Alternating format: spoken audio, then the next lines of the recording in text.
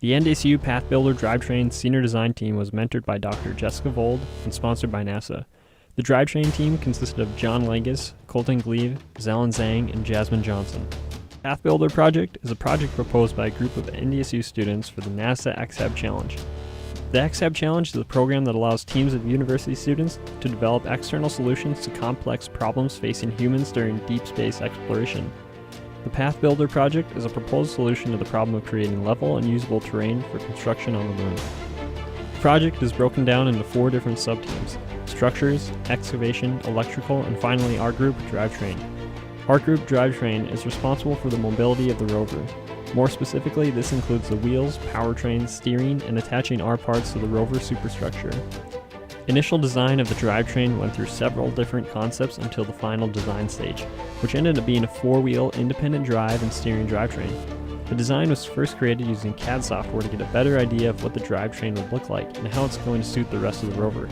After completing the initial CAD model, several design changes were made to better accommodate the size of the rover, such as larger wheels and a larger drivetrain frame. Calculations were also made to ensure that the rover would function as planned, such as gear ratio and torque calculations, as well as computer analysis on certain parts to ensure failure did not occur when supporting the full weight of the rover.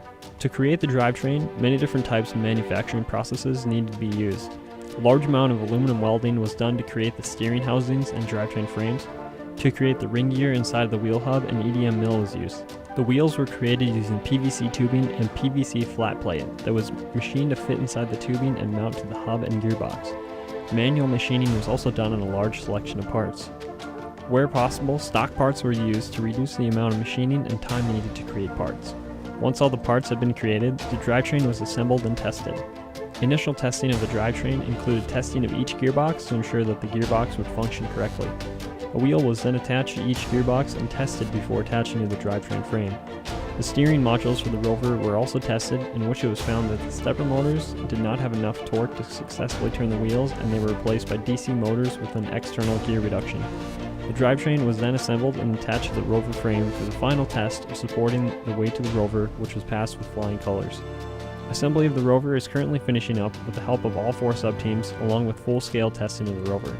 The group would like to thank the NDSU Mechanical Engineering Department, Dr. Vold, Dr. Amiri, Dr. Susan, and NASA for the opportunity to work on the project and their help along the way.